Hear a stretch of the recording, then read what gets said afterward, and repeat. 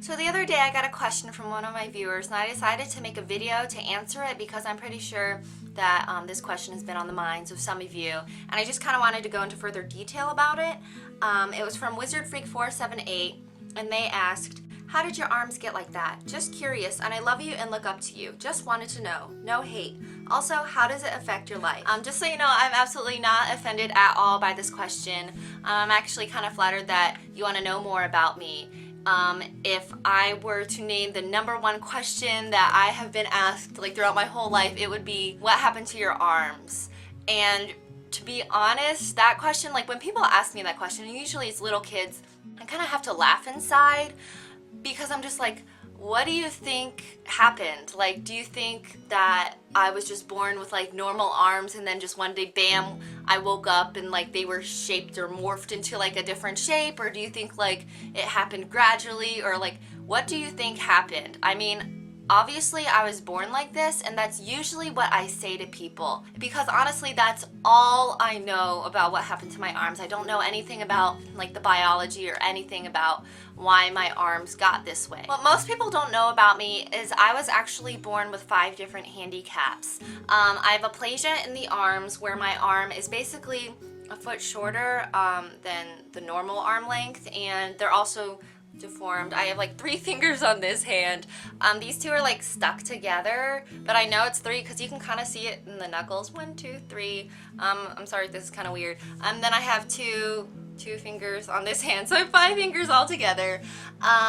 Also, I was born with scoliosis, which is curvature of the spine. I have bone anomalies in my hips. I was born with hydrocephalus, which is water in the brain.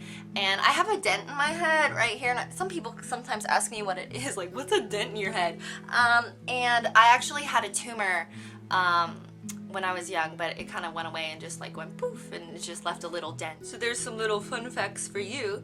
The second part of the question, how does it affect your life? I would say, you know how people like say like your flaws don't define you? I think that is very true, but I would say in a way they are my life because they have shaped pretty much every aspect of my life. The first one being was that I was adopted. I was adopted by an American mother, and she had previously had 5 adopted other kids, but because I had so much stuff wrong with me, because I had so many handicaps, I was actually considered unadoptable. So because of that, they let my mom adopt me. And I would have to say that my mom is the absolute most important person in my life. I think that I would not be the person I am today if it hadn't been for her encouraging me all along the way, never treating me differently, and just always cheering me on.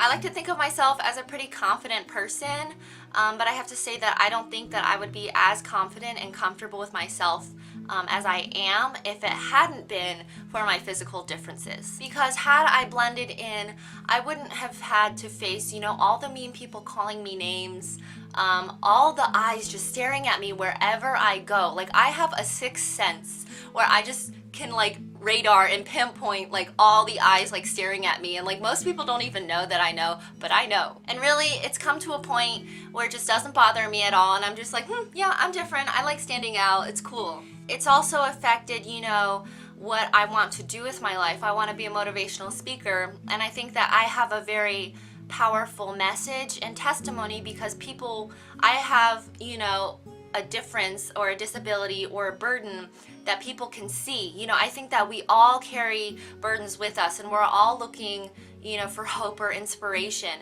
And I think it's easier to get inspiration from someone who has a visible burden. And I can show people how I took this so-called burden and turned it around to make me a stronger person. Growing up, you know, I had to kind of adapt and learn how to do different things. I would have to try, you know, 3 times before I could actually get something done that like any normal person could do. But it has just made me like a more determined person, and it's given me hope and kind of inspiration for myself because I know that I have no limits.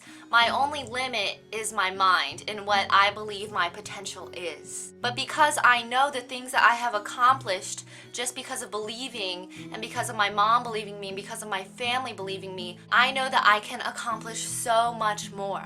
And that just goes to show that though each and every one of us have burdens that most of us probably do not deserve, you are not trapped. You have a choice of whether or not to let that burden defeat you or to let it define you in a much more beautiful way, to let it build your character and let it help you become a stronger person. I don't think I would say at all that my arms have impacted me in a negative way whatsoever. What may be viewed as a flaw to some people is a treasure to me.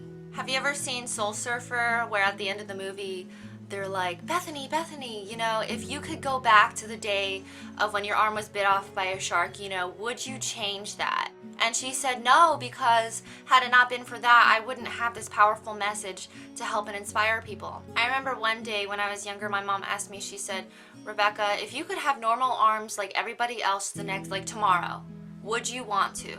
And my answer to that question is absolutely no, because I would be a completely different person if I had been born with normal arms. And plus, if I had normal arms tomorrow, you know, I would have to relearn a lot of things, and I would probably actually be more handicapped than I am now, which I don't think I'm really handicapped at all.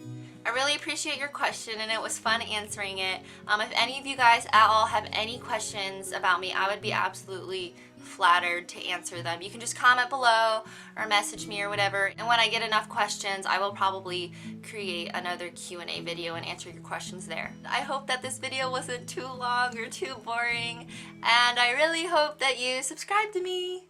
Say bye-bye, Ebony. Bye!